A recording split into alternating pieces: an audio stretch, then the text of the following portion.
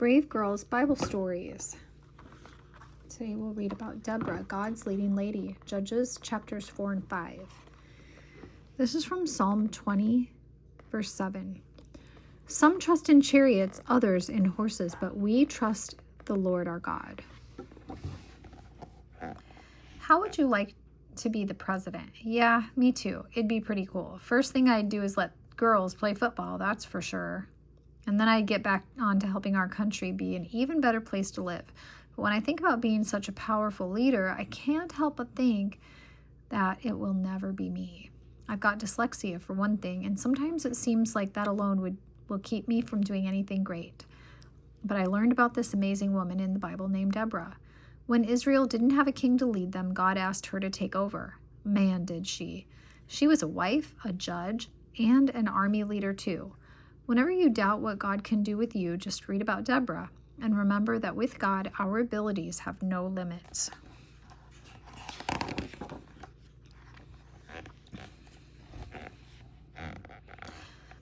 The people of Israel weren't doing so well. In fact, they had forgotten about God and started doing everything wrong. So God allowed Jabin, a king of Canaan, to attack Israel and defeat the people, making them slaves for the Canaanites.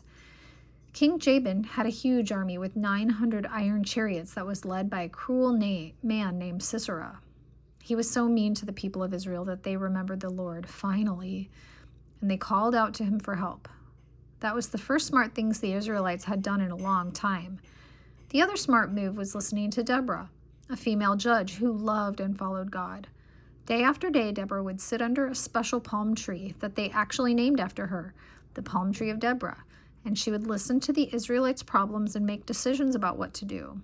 Everyone respected her opinion.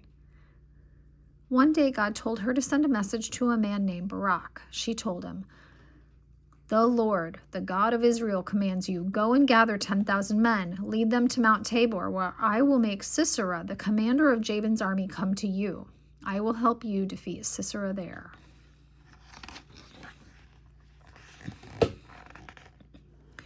Can you imagine?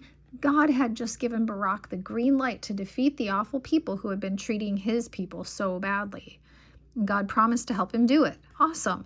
Barak must have felt powerful, right? Nope, he was scared. So scared that he told Deborah, "I will only go if you go with me." Unlike Barak, Deborah was brave and trusted God. She agreed to go, but she told Barak that he wouldn't get credit for the victory. Even though Barak had dragged his feet, God still fought for Israel and sent Sisera's huge army into mass confusion. In the end, Barak and Deborah won an incredible victory anyway, and God and Israel was saved. Hope says, I love Deborah's story, don't you?